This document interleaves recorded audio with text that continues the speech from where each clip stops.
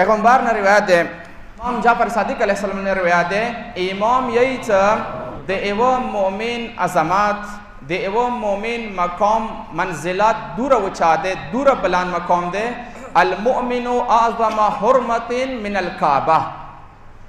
تو خدای په نظر کې، خدای په نږدې کې څوره عظمت، څوره مقام، څوره بلندی، څوره بلندتری خانه کعبه ته ملو ده، اندوره عظمت، اندوره بلندتری ایو مؤمن ته ملو ده.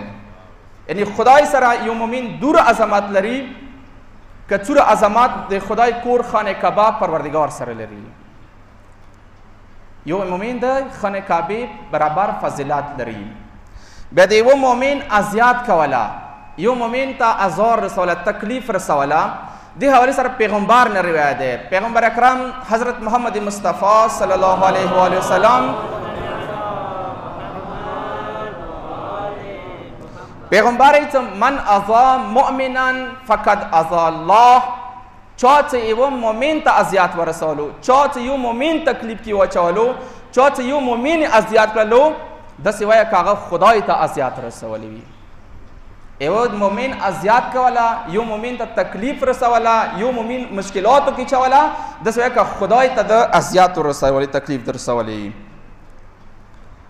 پیغمبر ایت کچای و مؤمن ته بغیر حق، بغیر څه عذر تکلیف و اذیت ورسولو، فکأنما حدم مکه، د سوای کا هغه خانه کعبه د خدای کور منهدم کړي، وړاندې کړي وي.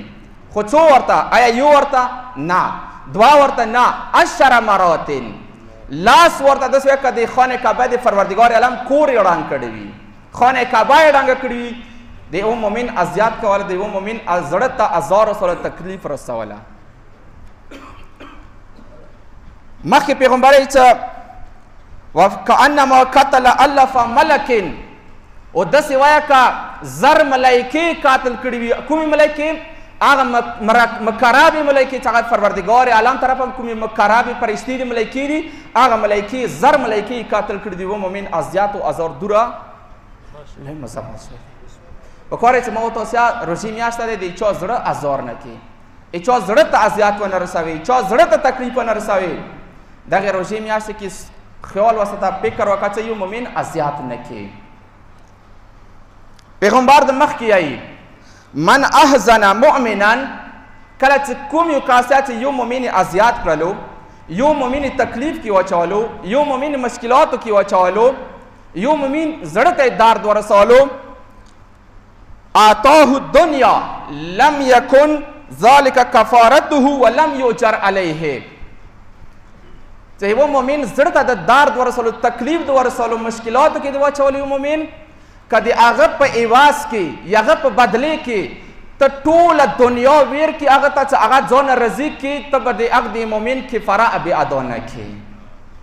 د هغه مؤمن کفاره نشه د کولی، ټوله دنیا ویر کا، ټوله دنیا د هغه مؤمن ته کفاره کې ویر کا، خو ای مؤمن کفاره نشه د کولی، هغه زړه ته کوم درد تکلیف ته رسولی دی.